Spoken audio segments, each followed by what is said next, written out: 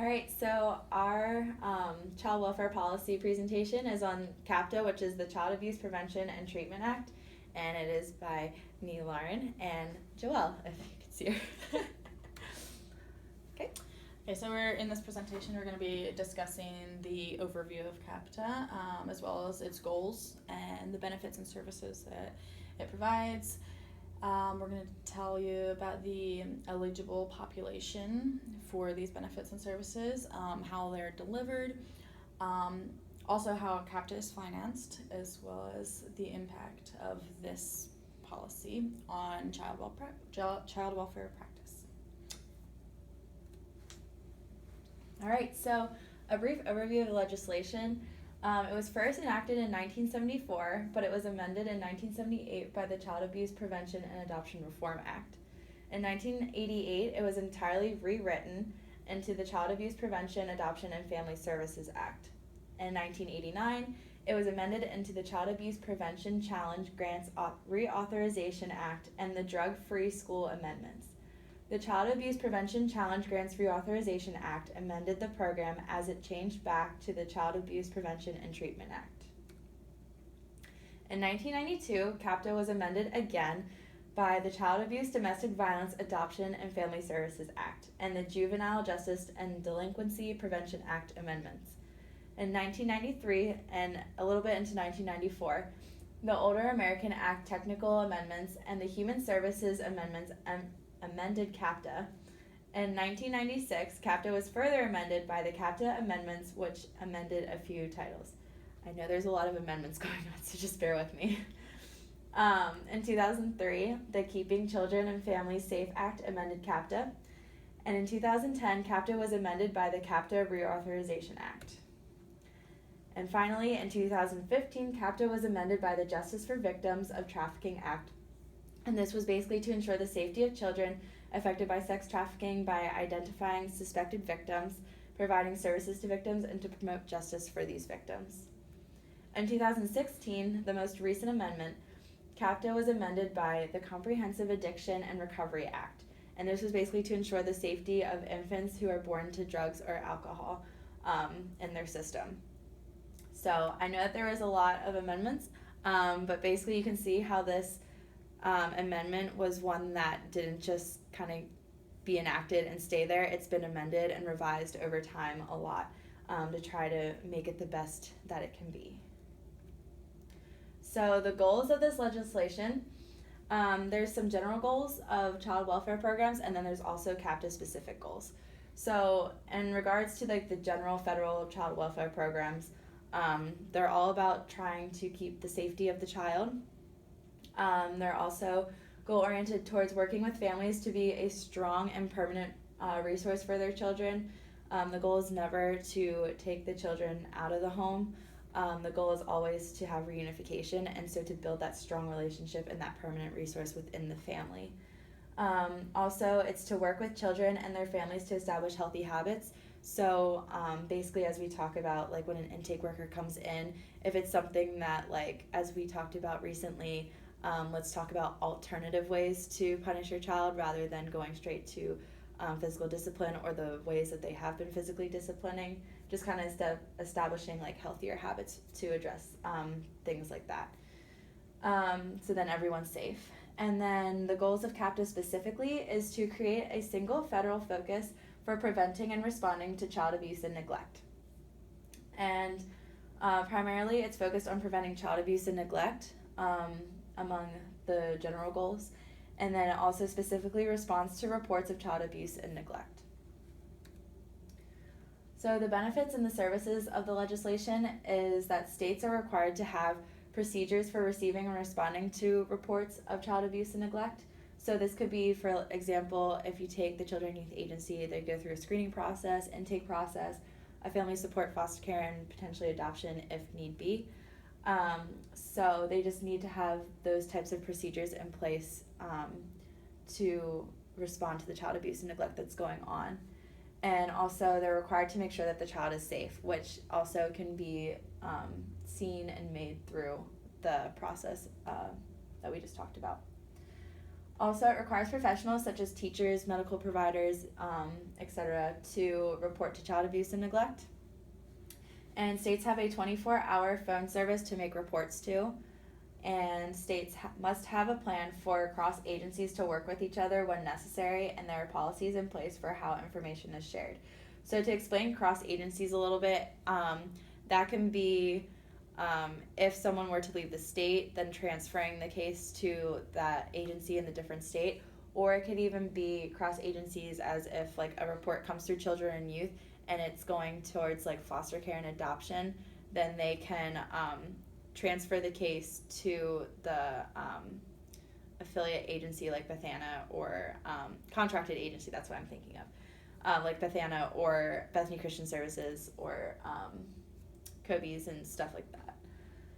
So, and now Joelle. So some of the population that CAPTA impacts is specifically children that are 18 years old and younger that meet the definition of child abuse. So that's the general population that CAPTA influences, but it also does some of the eligible ideas that are brought forth in CAPTA are grants for states. So states can be eligible for different grants to improve their child welfare systems, to develop child welfare services, for assisting community-based programs, and they're also eligible for federal assistance and training and improving child protective services. Families are also eligible for different programs in CAPTA. There are families who have gone through investigations for child abuse, also called post-investigation services, and also families who need assistance in providing safe homes, as well as families who are on the verge of losing their children because of neglect or abuse. Some of the benefits and services that Lauren talked about, how they're delivered is through, for example, with she talked about the 24-hour phone line. That's one of the benefits and services, but how it's delivered is I can't think. You're good. Keep going. Okay, so child abuse is properly recognized, reported, and investigated by mandated reporters, such as teachers, child care providers, psychologists, social workers. That's one of the benefits and services that is provided in CAPTA, but it's also, that's delivered by those people who are mandated reporters actually making reports, so that's part of the delivery. Social workers also intervening is a delivery, so social workers intervening to offer services and programs, social workers responding to cases of child abuse and neglect, and then social workers or caseworkers on the 24-hour phone line actually responding to the phone calls, answering them. That's another another delivery of those benefits and services. Child abuse victims being removed is another delivery.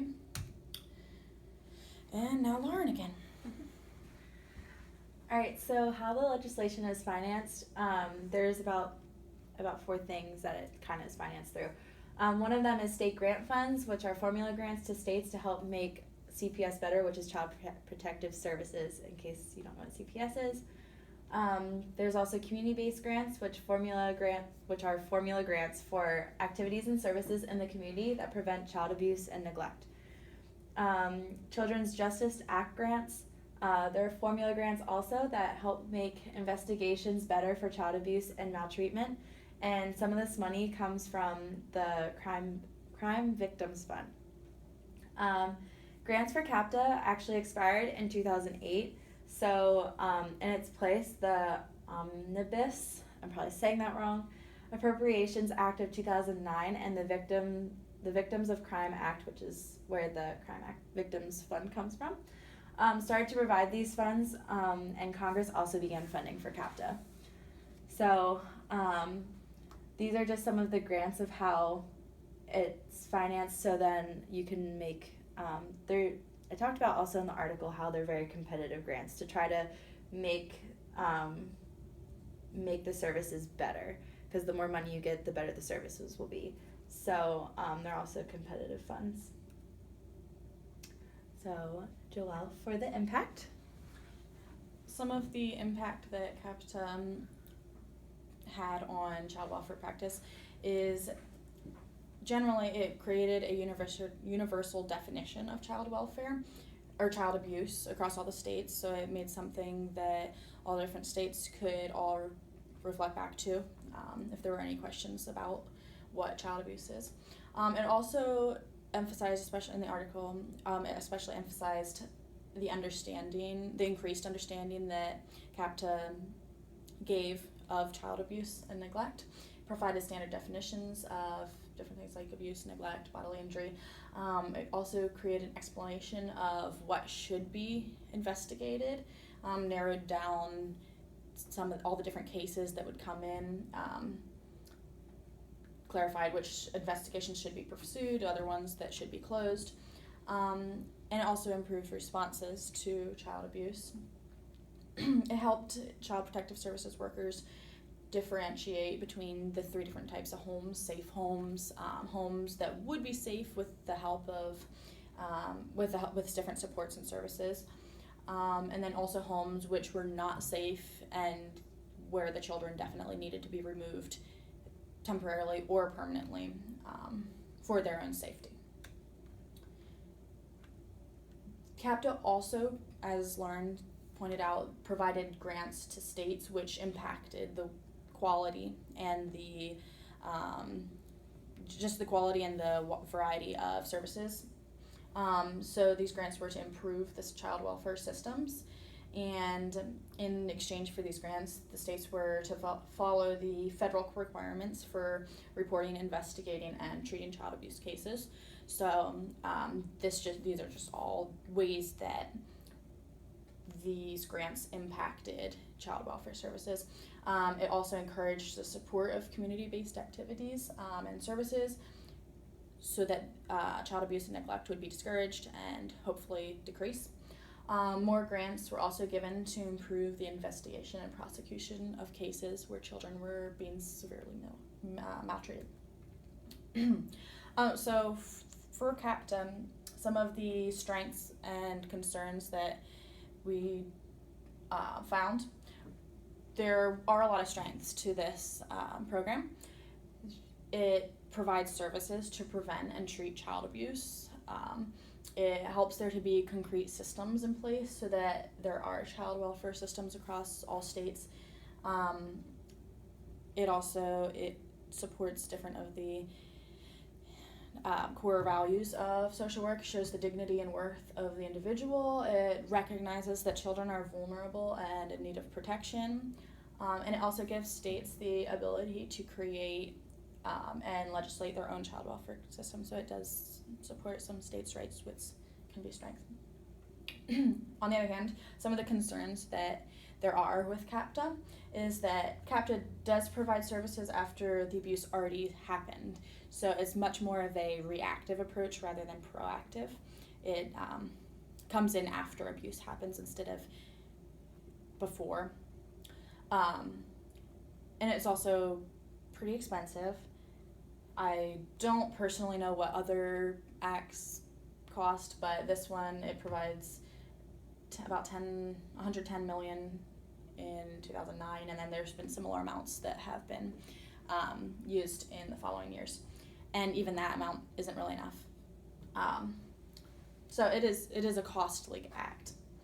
Also, it does not address emotional abuse or provide concrete ways to combat that. So that is something that could be a concern. Here are references, and if you have any questions, you can feel free to comment them. Thanks for watching, and I hope you were enlightened on our topic.